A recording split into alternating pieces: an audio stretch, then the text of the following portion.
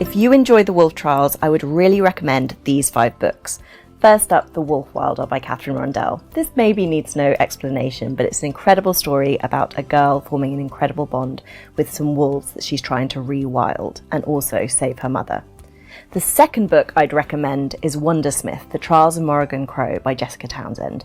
This is one of my favourite series, but it also has incredible trials that the main character has to pass in order to prove herself.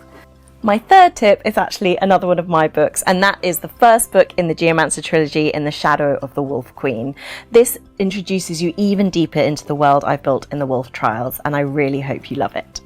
My fourth book is Skandar and the Unicorn Thief by A.F. Stedman. This is such an amazing adventure and really fast-paced, and it feels like you could just tear through it in a day.